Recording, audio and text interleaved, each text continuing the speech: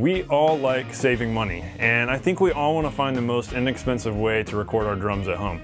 And these days the technology really allows us to do just that, record drums on a budget. Today I'm going to break down my current recording rig here in the basement studio, and I'll show you the total cost of all the essential components. Now the purpose of today's video isn't to show you the absolute cheapest way to record drums, but I do aim to show you one inexpensive way that I record mine. Ultimately we'll listen to different mic combinations so that you can hear that you don't need 15 microphones to get a good drum sound. I'll wrap up by showing you my most essential piece of gear, without which my drum sound is totally lacking. Hey everybody, welcome to the Non-Glamorous Drummer. This is a channel that's all about teaching you the non-glamorous drumming skills that will actually help you to really become a better drummer. If you're new to the channel, I hope you'll subscribe. So first, let's talk about all the components of my setup and what their total cost is, and then we'll listen to the kit and I'll share with you my most important piece of gear. I have a lot of SM57s. They're my favorite mic. They're a really great mic. They're pretty much indestructible and they're cheap, $100 a piece, and they're just really solid mics. I have 5 57s. I'm actually using them as overheads, which is kind of crazy, but I'll explain a little more of how I'm able to make this work. I also have 57s as close mics, so that means I've got a 57 on the snare, rack tom, floor tom, and then overhead left, overhead right, and then a Beta 52 in the kick drum. So the 57s run about $100 a piece, the Beta 52 is $180. I also have a stereo condenser room mic, the old Tascam thing over here about 6 feet away in front of the kit that you've seen in past videos before. I paid $300 for that thing back in 2008. It's probably safe to say you can get something a lot better than that now for significantly cheaper. So I don't know if that's an important number to even share, but I paid $300 for it then. I've had it for a long time. I also have an exterior kick mic, which is a really important part of the setup, which really deserves a video of its own. So I'm not going to talk a lot about it today. It'll definitely be featured in a future video. But it was not an expensive mic. I paid $80 for it, and it really gives me a lot of options with what kind of kick sound I want. As far as other gear goes, I have all my close mics mounted on clamps. Depending on what mic kit you buy, the clamps might be included. I've also got stands for the overheads, a stand for the exterior kick mic. The interior kick mic is just resting on the towel inside the drum. So total cost for the clamps and stands, maybe $100. And of course I have an audio interface so that all the analog audio from the mics is running into the interface, being converted to digital, sent via USB out into my laptop. That interface was about $200. XLR cables, roughly about $200 also. I think the cables I have run about $1 per foot, and I think they're all about 25-foot cables. Get good XLR cables because you don't want those going out on you. You want those to be tough. And of course my computer, my laptop MacBook Pro, I listed it as $1,000. That's about what I paid for it back in 2011. It's I guess at this point it's kind of an old MacBook. It's safe to assume that you already have some kind of computer or something, so you might not need to consider this in the total cost of this, honestly. I also record into Logic, which was $200. I believe it still is $200. It's a really good economical way to have professional grade recording software on your computer. And a solid state drive. Having an SSD in your computer is a must if you're doing any kind of audio or video editing. Normal traditional hard drives are way too slow.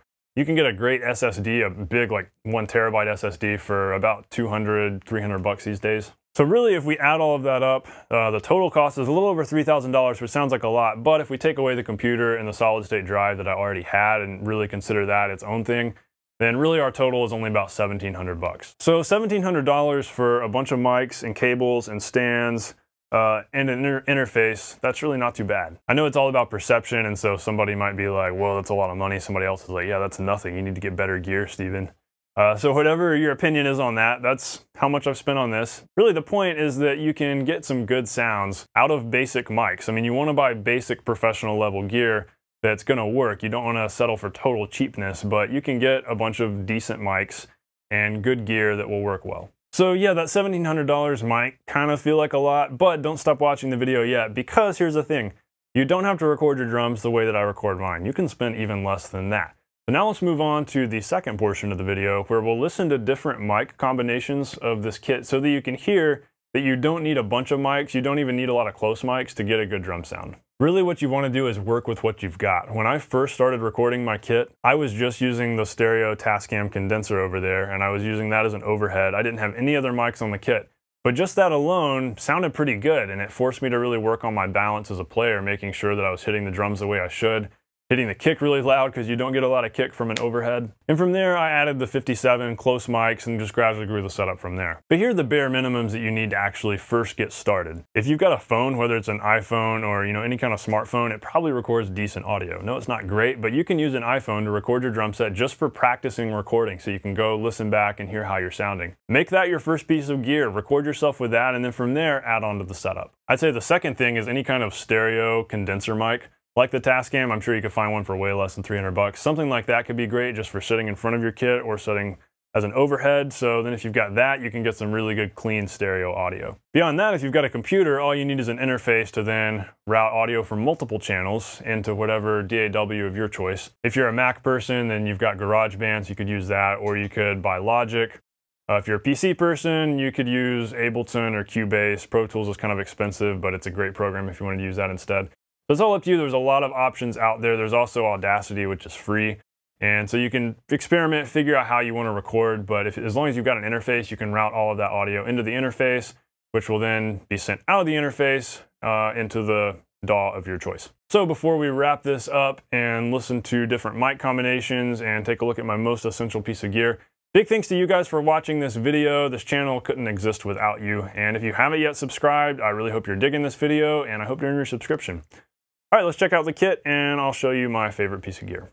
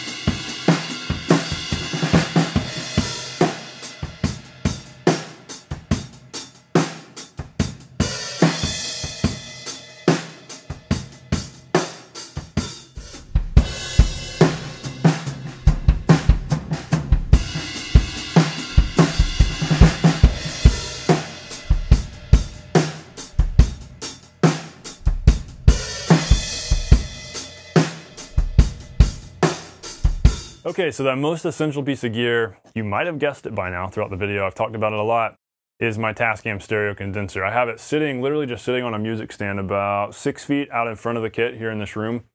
And it does so much to provide a lot of kit ambience and a lot of top-end, high-frequency cymbal stuff. And so without it, really the kit sounds a little bit mellow, which is good depending on what kind of sound I'm going for. But if I want a big, open kind of rock and roll sound, I can crank up those room mics and the kit just sounds really natural.